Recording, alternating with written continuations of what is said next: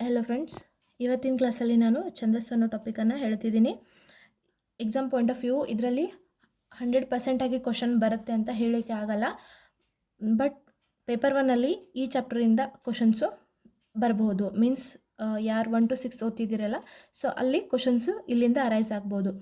ಇದರಲ್ಲಿ ಯಾವ ರೀತಿಯಾಗಿ ಕ್ವಶನ್ಸ್ ಕೇಳ್ತಾರೆ ಅಂದರೆ, ವಾರ್ಧಕ ಷಟ್ಪದಿ, ಭಾಮಿನಿ ಷಟ್ಪದಿ ಹಾಗೂ ಕಂದ ಪದ್ಯ ಮತ್ತು ತ್ರಿವಳಿಗಳು ಇವೆಲ್ಲ ಇದಾವಲ್ಲ, ಇದರಲ್ಲಿ ಬರ್ತಕ್ಕಂಥ ಅಷ್ಟು ಮಾತ್ರೆಗಳಷ್ಟು, ಅಷ್ಟು ಸಾಲುಗಳಷ್ಟು, ಒಂದು ಸಾಲುಗಳು ಇರ್ತಕ್ಕಂಥ ಗರಿಷ್ಠ ಮಾತ್ರೆಗಳಷ್ಟು, ಈ ರೀತಿಯಾಗಿ ಕ್ವಶನ್ಸ್ ಬರ್ಬೋದು.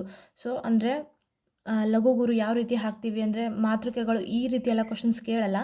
ಜಾಸ್ತಿ ಕಾವ್ಯಗಳು ಅಂದರೆ ಪ್ರಮುಖ ಛಂದೋ ಕಾವ್ಯಗಳು ಯಾವುವು, ಮತ್ತು ಗದ್ಯಕೃತಿ ಯಾವುದು ಮತ್ತು ಪದ್ಯಕೃತಿ ಯಾವುದು ಇರುತ್ತಲ್ಲ, ಈ ರೀತಿಯಾಗಿ ಕ್ವಶನ್ಸು ಬರ್ಬೋದು. ಮೊದಲಿಗೆ ಛಂದಸ್ಸು ಕಾವ್ಯದ ಒಂದು ವಾತಾವರಣ. ಪದ್ಯ ರಚನೆಯ ನಿಯಮಗಳ ಶಾಸ್ತ್ರಕ್ಕೆ ಛಂದಸ್ಸು ಅಂತ ಕರೀತಾರೆ. ಅಂದರೆ ನಾವು ಏನು ಒಂದು ಪದ್ಯ ರಚನೆ ಮಾಡ್ತಿರ್ತೀವಲ್ಲ, ಪದ್ಯ ಅಂದರೆ ಒಂದು ಗೀತೆ ಅಥವಾ ಒಂದು ಕಾವ್ಯವನ್ನು ಏನು ಬರೀತಿರ್ತೀವಲ್ಲ, ಮಹಾಕಾವ್ಯ, ಆ ರೀತಿ ಬರೆಯುವಾಗ ಒಂದು ಸರ್ಟನ್ಸ್ ರೂಲ್ಸ್ ಇರುತ್ತೆ. ಮೀನ್ಸ್ ಒಂದು ಚರಣದಲ್ಲಿ ಇಷ್ಟೇ ಮಾತ್ರೆಗಳಿರಬೇಕು, ಇಷ್ಟೇ ಅಕ್ಷರಗಳಿರಬೇಕು, ಇಲ್ಲ ಈ ಒಂದು ಪ್ಯಾರಾ ಮೀನ್ಸ್ ಒಂದು ಏನಂತೀವಲ್ಲ ನಾವು, ಒಂದು ಪ್ಯಾರಾದಲ್ಲಿ ಇಷ್ಟೇ ಸಾಲುಗಳು ಬರಬೇಕು. ಸೊ ಈ ರೀತಿ ಏನು ತಿಳಿಸ್ಕೊಡುತ್ತಲ್ಲ, ಏನು ರೂಲ್ಸ್ ನಿಯಮಗಳಿರುತ್ತಲ್ಲ, ಆ ಶಾಸ್ತ್ರಕ್ಕೆ ಏನಂತ ಕರೀತಾರೆ ಅಂದರೆ ಛಂದಸ್ಸು ಅಂತ ಕರೀತಾರೆ. ಈ ಛಂದಸ್ಸು ಎಂಬ ಪದವು ಛಂದ್ ಅಥವಾ ಛದ್ ಎಂಬ ಧಾತುವಿನಿಂದ ಬಂದಿದೆ. ಅಂದರೆ ಈ ಛಂದಸ್ಸು ಎಂಬ ಪದ ಎದರಿಂದ ಬಂದಿದೆ ಅಂದರೆ ಛಂದ್ ಅಥವಾ ಛದ್ ಎಂಬ ಪದದಿಂದ. ಪ್ರಮುಖ ಛಂದೋ ಗ್ರಂಥಗಳು ಯಾವ್ಯಾವಂದರೆ, ಮೊದಲಿಗೆ ನೋಡಿ, ಇದು ಇಂಪಾರ್ಟೆಂಟು, ಛಂದೋಬುದಿ. ಇದನ್ನು ಬರೆದವರು 1ನೇ ನಾಗವರ್ಮ. ಛಂದೋಬುದಿಯನ್ನು ಬರೆದವರು 1ನೇ ನಾಗವರ್ಮ. ನೆಕ್ಸ್ಟ್ ಬರ್ತಕ್ಕಂಥದ್ದು ಕವಿರಾಜ ಮಾರ್ಗ. ಇದನ್ನು ಬರೆದವರು ಶ್ರೀ ವಿಜಯ. 3ನೇದು ಛಂದಸ್ಸಾರ. ಈ ಛಂದಸ್ಸಾರ ಎಂಬ ಗ್ರಂಥವನ್ನು ಬರೆದವರು ಯಾರಂದರೆ ಗುಣಚಂದ್ರ. ಇನ್ನೊಂದು ಬರುತ್ತೆ ಗದ್ಯಕೃತಿ. ಮೀನ್ಸ್ ಇವೆಲ್ಲ ಪದ್ಯಕೃತಿ ಆದರೆ ಗದ್ಯಕೃತಿ ಒಂದು ಬರುತ್ತೆ, ಒಡ್ಡಾರಾಧನೆ ಅನ್ನೋದು, ಅದನ್ನು ಬರೆದವರು ಶಿವಕೋಟ್ಯಾಚಾರ. ಶ್ರೀ ವಿಜಯನ ಕವಿರಾಜ ಮಾರ್ಗ ಹಾಗೂ ಶಿವಕೋಟ್ಯಾಚಾರ್ಯರ ಒಡ್ಡಾರಾಧನೆ. ಸೊ ಇವೆರಡು ಫೇಮಸ್ ಗದ್ಯ ಹಾಗೂ ಪದ್ಯಕೃತಿ ಅಂತ ಹೇಳ್ಬೋದು. ಈಗ ಮಾತ್ರೆ ಎಂದರೆ ಒಂದು ಋಸಸ್ವರವನ್ನು ಉಚ್ಚಾರ ಮಾಡಲು ತೆಗೆದುಕೊಳ್ಳುವ ಕಾಲ ಎಂದು ಅರ್ಥ. ಅಂದರೆ ನಾವು ಋಸಸ್ವರಗಳು ಏನು ಫಸ್ಟ್ ಕ್ಲಾಸಲ್ಲಿ ಓದಿದ್ವಲ್ಲ, ವರ್ಣಮಾಲೆಯಲ್ಲಿ ಸ್ವರಗಳು ಯಾವುವು, ಅದರಲ್ಲಿ ಋಸಸ್ವರಗಳು ಯಾವುವು, ದೀರ್ಘ ಸ್ವರಗಳು ಯಾವುವು ಅಂತ. ಸೊ ಆ ಋಸಸ್ವರಗಳನ್ನು ನಾವೇನು ಉಚ್ಚಾರ ಮಾಡಲಿಕ್ಕೆ ಅಂದರೆ ಸ್ಪೆಲ್ ಮಾಡಲಿಕ್ಕೆ, ಹೇಳಲಿಕ್ಕೆ ತೆಗೆದುಕೊಳ್ಳುವ ಕಾಲ ಅಥವಾ ಸಮಯ. ಅಂದರೆ ಋಸಸ್ವರಗಳು ಯಾವ್ಯಾವ ಅಂದರೆ ಅ, ಇ, ಉ, ರು, ಎ ಹಾಗೂ ಓ. ಈ 6 ಋಸಸ್ವರಗಳು ಏನಿದಾವಲ್ಲ, ಅವುಗಳನ್ನು ನಾವು ಉಚ್ಚಾರ ಮಾಡಲಿಕ್ಕೆ ಏನು ಸಮಯನ ತೆಗೆದುಕೊಳ್ತೀವಲ್ಲ, ಅದಕ್ಕೆ ಏನಂತ ಕರೀತಾರೆ ಅಂದರೆ ಮಾತ್ರೆ. ಒಂದು ಮಾತ್ರೆ ಅಂದರೆ ಫ್ರ್ಯಾಕ್ಷನ್ ಆಫ್ ಸೆಕೆಂಡ್. ಈ ಅಕ್ಷರಗಳನ್ನೆಲ್ಲ ನಾವು ವಿತಿನ್ ಫ್ರ್ಯಾಕ್ಷನ್ ಆಫ್ ಸೆಕೆಂಡಲ್ಲಿ ನಾವು ಸ್ಪೆಲ್ ಮಾಡ್ತೀವಿ. ಸೊ ಇವೆಲ್ಲ ಏನಾಗ್ತವೆ ಅಂದರೆ ಋಸಸ್ವರಗಳೆಲ್ಲ ಏಕಮಾತ್ರ ಅಕ್ಷರಗಳಾಗ್ತವೆ. ಈ ಮಾತ್ರೆಗಳು 3 ತೆರನಾಗಿ ಇರುತ್ತವೆ. ಅವುಗಳು ಯಾವುವು ಎಂದರೆ ಲಘು, ಗುರು ಹಾಗೂ ಪ್ಲೂತ. ಇಲ್ಲಿ ನೋಡಿ, ಋಸಸ್ವರಗಳನ್ನು ನಾವು ಉಚ್ಚಾರ ಮಾಡಲಿಕ್ಕೆ ತೆಗೆದುಕೊಳ್ಳತಕ್ಕಂಥ ಕಾಲಗಳು ಮಾತ್ರೆ. ಋಸಸ್ವರಗಳನ್ನು ನಾವು ಉಚ್ಚಾರ ಮಾಡಲಿಕ್ಕೆ ಅಂದರೆ ಋಸಸ್ವರಗಳಿಗೆ ಯಾವ ರೀತಿಯಾಗಿ ಮಾತ್ರೆಗಳು ಹಾಕ್ತೀವಿ ಅಂದರೆ ಲಘು, ಅದನ್ನು ಈ ರೀತಿಯಾಗಿ ತೋರಿಸ್ತಾರೆ. ಮುಂದೆ ದೀರ್ಘ ಸ್ವರಗಳು ಏನು ಬರ್ತಾವಲ್ಲ, ಆ, ಇ, ಉ, ಎ, ಐ, ಓ, ಅವು. ಈ 7 ದೀರ್ಘ ಸ್ವರಗಳು ಏನಿದಾವಲ್ಲ, ಅವುಗಳನ್ನು ಉಚ್ಚಾರ ಮಾಡಲಿಕ್ಕೆ ನಮಗೆ 2 ಮಾತ್ರ ಕಾಲಗಳು ಬೇಕು. ಅಂದರೆ ಈಗ ಋಸಸ್ವರಗಳನ್ನು ಫ್ರ್ಯಾಕ್ಷನ್ ಆಫ್ ಸೆಕೆಂಡ್ ಅಂದರೆ 1 ಮಾತ್ರ ಕಾಲದಲ್ಲಿ ನಾವು ಉಚ್ಚಾರ ಮಾಡ್ತೀವಿ. ಆದರೆ ದೀರ್ಘ ಸ್ವರಗಳನ್ನು ಉಚ್ಚಾರ ಮಾಡಲಿಕ್ಕೆ ನಮಗೆ 2 ಮಾತ್ರ ಕಾಲಗಳು ಬೇಕು. ಸೊ ಆ 2 ಮಾತ್ರಗಳನ್ನು ಹಾಕಲಿಕ್ಕೆ ಗುರು ಎಂಬ ಸಿಂಬಲ್ ಅಂದರೆ ಈ ಥರ ಚಿಹ್ನೆಯನ್ನು ಯೂಸ್ ಮಾಡ್ತಾರೆ. ಮುಂದೆ ಬರ್ತಕ್ಕಂಥದ್ದು ಪ್ಲುತ ಸ್ವರ. ಅಂದರೆ ದೀರ್ಘ ಸ್ವರವನ್ನೇ ಇನ್ನೂ ಎಳೆದಾಗ ಬರೋದು ನಮಗೆ ಗೊತ್ತು, ಅದು ಪ್ಲುತ ಸ್ವರ. ಆ ಪ್ಲುತ ಸ್ವರದ ಮಾತ್ರೆಗಳನ್ನು ಹಾಕಲಿಕ್ಕೆ ನಾವು ಎಸ್ ಅನ್ನೋ ಸಿಂಬಲನ್ನು ಯೂಸ್ ಮಾಡ್ಕೊತೀವಿ. ಸೊ ಇದು ಮಾತ್ರೆ, 1 ಮಾತ್ರೆ ಕಾಲ, 2 ಮಾತ್ರೆ ಕಾಲ ಹಾಗೂ 2ಕ್ಕಿಂತ ಹೆಚ್ಚು ಮಾತ್ರೆ ಕಾಲ ತೆಗೆದುಕೊಂಡು ನಾವೇನು ಉಚ್ಚಾರ ಮಾಡ್ತೀವಲ್ಲ, ಅದು ಏನಾಗುತ್ತೆ ಅಂದರೆ ಪ್ಲುತ ಸ್ವರ ಆಗುತ್ತೆ. ಸೊ ಅದನ್ನ ಹಾಕಲಿಕ್ಕೆ ಎಸ್ ಎಂಬ ಸಿಂಬಲನ್ನು ಯೂಸ್ ಮಾಡ್ತೀವಿ. ಸೊ ಇದು ಗುರು, ಇದು ಲಘು.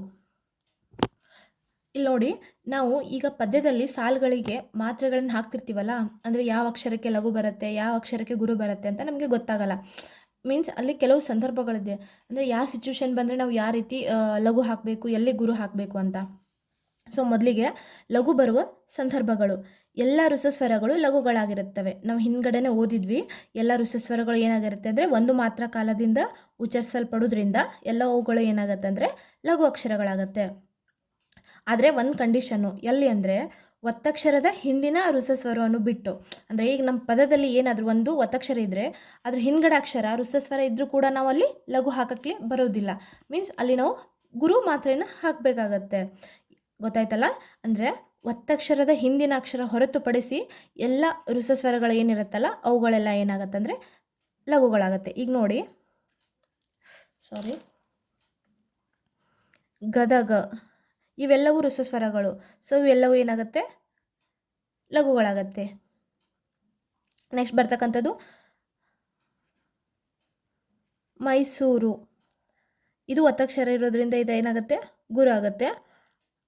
ಮತ್ತು ಅಂದರೆ ದೀರ್ಘ ಸ್ವರ ಐ ಇದೆ. ಸೊ ಐ ಅಂದರೆ ಮೈ, ಇದು ನೋಡಿ ಮ ಪ್ಲಸ್ ಐ ಸೇರಿ ಮೈ ಆಗುತ್ತೆ. ಸೊ ಇದು ದೀರ್ಘ ಸ್ವರ ಇರೋದ್ರಿಂದ ಇದು ಗುರು ಆಗುತ್ತೆ. ಸೊ ಇದು ಸು ಅಂದರೆ ಉ, ಇದು ಕೂಡ ಗುರು ಆಗುತ್ತೆ.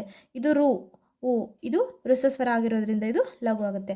ಸೊ ಈ ರೀತಿ ನಾವು ನಿಮಗೆ ಇನ್ನೊಂದು ಹೇಳಬೇಕಂದ್ರೆ, ಈಗ ಕತ್ತಿ, ಇಲ್ಲಿ ಇದು ಒತ್ತಕ್ಷರ ಹಿಂದಿನ ಅಕ್ಷರ ಏನಾಗುತ್ತೆ ಅಂದರೆ ಲಘು ಆಗುತ್ತೆ, ಗುರು ಆಗುತ್ತೆ. ಅಂದರೆ ನೋಡಿ, ಇಲ್ಲಿ ನಾವು ಓದಿದ ಪ್ರಕಾರ ಇದು ಋತುಸ್ವರ, ಇದಕ್ಕೇನು ಬರಬೇಕು ಲಘು ಬರಬೇಕು.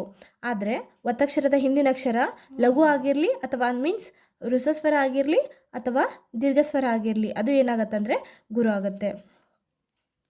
ಇಲ್ಲಿ ಇನ್ನೊಂದು ಸಲ ಬರೀತೀನಿ, ಇದು ಯಾವಾಗಲೂ ಗುರು ಆಗುತ್ತೆ. ಯಾವುದಂದರೆ ಒತ್ತಕ್ಷರ ಹಿಂದಿನ ಅಕ್ಷರ ನಮಗೆ ಋತುಸ್ವರ ಆಗಿರಲಿ, ಅಂದರೆ ಸಣ್ಣ ಸ್ವರಗಳಾಗಿರಲಿ ಅಥವಾ ದೊಡ್ಡ ಸ್ವರಗಳಾಗಿರಲಿ ಏನಾದರೂ ಆಗಿರಲಿ, ಒತ್ತಕ್ಷರದ ಹಿಂದಿನ ಅಕ್ಷರಗಳು ಏನಾಗುತ್ತೆ ಅಂದರೆ ಗುರುವಾಗಿ ನಮಗೆ ಕಂಡುಬರುತ್ತೆ. ಸೊ ಕನ್ಫ್ಯೂಸ್ ಮಾಡ್ಕೋಬೇಡಿ, ಚೂರು ಕನ್ಫ್ಯೂಸ್ ಆಗುತ್ತೆ. ಎಲ್ಲ ಋತುಸ್ವರಗಳು ಏನಾಗುತ್ತೆ ಅಂದರೆ ಲಘು ಆಗುತ್ತೆ.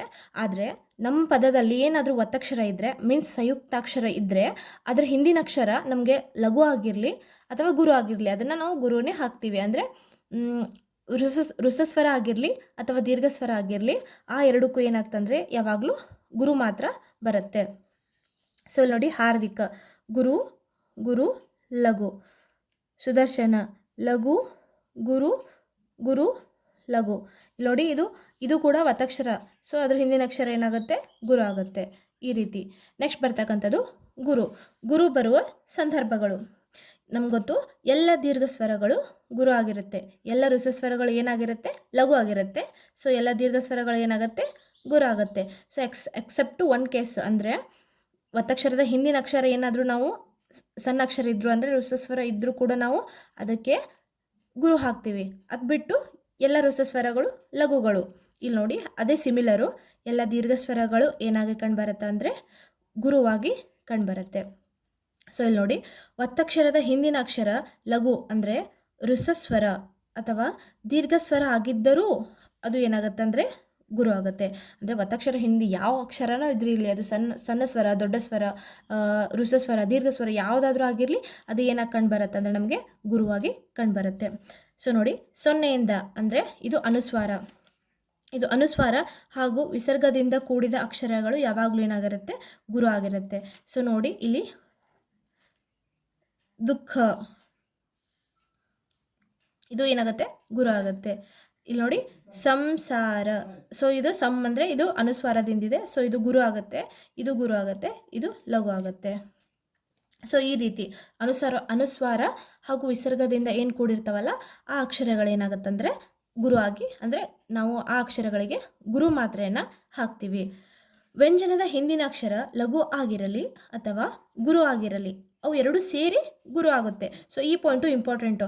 ಅಂದರೆ ವ್ಯಂಜನ ಅಂದರೆ ಈಗ ಬರುತ್ತಲ್ಲ ನೋಡಿ, ಪಾಲ್, ಬಾಲ್, ತಿಲಕ್, ಈ ರೀತಿ ಕೊನೆ ಅಥವಾ ಕೊನೆ ಅಕ್ಷರ ಅಂತಲೇ ಅಲ್ಲ, ನಮ್ಮ ಪದದಲ್ಲಿ ಯಾವ ಅಕ್ಷರ ಆದರೂ ವ್ಯಂಜನ ಆಗಿದ್ರೆ ಅದ್ರ ಹಿಂದ್ಗಡೆ ಅಕ್ಷರ ಋತುಸ್ವರ ಆಗಿರಲಿ ಅಥವಾ ದೀರ್ಘಸ್ವರ ಆಗಿರಲಿ ಅವೆರಡು ಸೇರಿ ಏನಾಗುತ್ತೆ ಅಂದರೆ ಗುರು ಆಗುತ್ತೆ. ಇಲ್ಲಿ ನೋಡಿ, ನಾವು ಇದನ್ನು ಒಂದು ಗುರು ಹಾಗೂ ಒಂದು ಲಘು ಅಂತ ಹಾಕಲ್ಲ, ಯಾಕಂದರೆ ಅದು ರೂಲ್ಸ್, ಅವ್ರು ಮಾಡಿರ್ತಕ್ಕಂಥ ನಿಯಮಗಳು. ಏನಾದರೂ ನಮ್ಮ ಅಕ್ಷರ ವ್ಯಂಜನ ಆಗಿದ್ದರೆ ಅದ್ರ ಹಿಂದಿನ ಅಕ್ಷರ ಏನಾಗಿರಬೇಕು ಋತುಸ್ವರ ಆಗಿರಲಿ ಅಥವಾ ದೀರ್ಘಸ್ವರ ಆಗಿರಲಿ ಅವೆರಡನ್ನ ಸೇರಿ ನಾವು ಏನಂತ ಹಾಕ್ತೀವಿ ಗುರು ಅಂತ ಹಾಕ್ತೀವಿ. ಸೊ ಈ ಪಾಯಿಂಟನ್ನು ಕ್ಲಿಯರಾಗಿ ನೆನ್ಪಿಟ್ಕೊಂಡ್ಬಿಡಿ. ಇಲ್ಲಿ ನೋಡಿ, ತಿಲಕ್, ಇದು ಕೂಡ ಲಘು, ಇದು ನಾವು ಲಘು ಗುರು ಅಂತ ಹಾಕಲ್ಲ.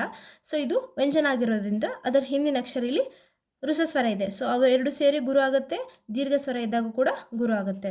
ಸೊ ಈ ಪಾಯಿಂಟನ್ನು ನೀವು ಕ್ಲಿಯರಾಗಿ ನೆನ್ಪಿಟ್ಕೊಂಬಿಡಿ. ಸೊ ಗೊತ್ತಾಯ್ತಲ್ಲ, ವ್ಯಂಜನದ ಹಿಂದೆ ಋಸಸ್ವರ ಇರಲಿ ಅಥವಾ ದೀರ್ಘ ಸ್ವರ ಇರಲಿ, ಆ ಎರಡು ಅಕ್ಷರಗಳು ಸೇರಿ ನಮಗೆ ಏನಾಗುತ್ತೆ ಅಂದರೆ ಗುರು ಮಾತ್ರೆಯಾಗಿ ಬರುತ್ತೆ.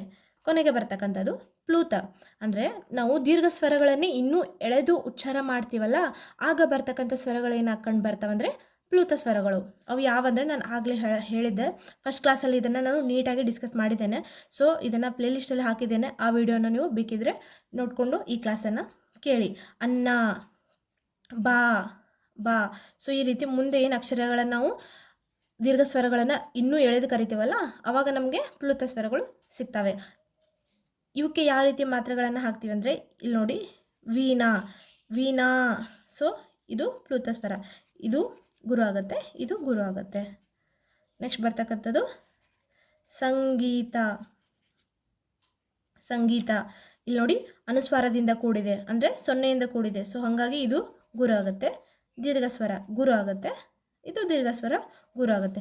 ಸೊ ಈ ರೀತಿ ನೀವು ಪರ್ಟಿಕ್ಯುಲರಾಗಿ ಎಲ್ಲ ಕಡೆ ಎಲ್ಲ ಟೆಕ್ಸ್ಟ್ ಬುಕ್ಕಿಂದ, ಅಂದರೆ 9th ಹಾಗೂ 10th ಟೆಕ್ಸ್ಟ್ ಬುಕ್ಕಿಂದ ಹಲವಾರು ಶಬ್ದಗಳು ನಿಮಗೆ ಅಥವಾ ಪದ್ಯಗಳೇ ಸಿಗುತ್ತೆ, ಯಾವಕ್ಕಂದರೆ ಮಾತೃಕೆಗಳನ್ನು ಹಾಕಲಿಕ್ಕೆ. ಸೊ ನೀವು ಈ ರೀತಿ ಹೊಸ ಹೊಸ ವರ್ಡ್ಸ್ ತೊಗೊಂಡು ನೀವೇ ಎಲ್ಲಿ ಗುರು ಬರುತ್ತೆ, ಎಲ್ಲಿ ಲಘು ಬರುತ್ತೆ ಅಂತ ಡಿಫೈನ್ ಮಾಡಿಕೊಂಡು ನೀವು ಮಾತ್ರೆ ಹಾಕಿದಾಗ ನಿಮಗೆ ಸಂದರ್ಭಗಳು ಕ್ಲಿಯರಾಗಿ ಗೊತ್ತಾಗುತ್ತೆ. ಸೊ ಯಾರು ಕಾಂಪಿಟೇಟಿವ್ ಎಕ್ಸಾಮ್ಗೆ ಕನ್ನಡ ಕಂಪಲ್ಸರಿ ಅಥವಾ ಕನ್ನಡ ಸಬ್ಜೆಕ್ಟ್ ಏನಿರುತ್ತಲ್ಲ ಅವರಿಗೆ, ಮತ್ತು SSLC ಮತ್ತು 9th ಗ್ರಾಮರ್, ಏನು ಕನ್ನಡ ಗ್ರಾಮರ್ ಇದೆಯಲ್ಲ ಅವರೆಲ್ಲರಿಗೂ ಈ ವಿಡಿಯೋ ತುಂಬಾ ಹೆಲ್ಪ್ಫುಲ್ ಆಗುತ್ತೆ. ಸೊ ನಾನು ಈ ವಿಡಿಯೋ ನಿಮಗೆ ಇಷ್ಟ ಆದಲ್ಲಿ ಪ್ಲೀಸ್ ವಿಡಿಯೋನ ಲೈಕ್ ಮಾಡಿ, ಶೇರ್ ಮಾಡಿ, ಮತ್ತು ನನ್ನ ಚಾನಲ್ನ ಸಬ್ಸ್ಕ್ರೈಬ್ ಮಾಡಿ. Thank you.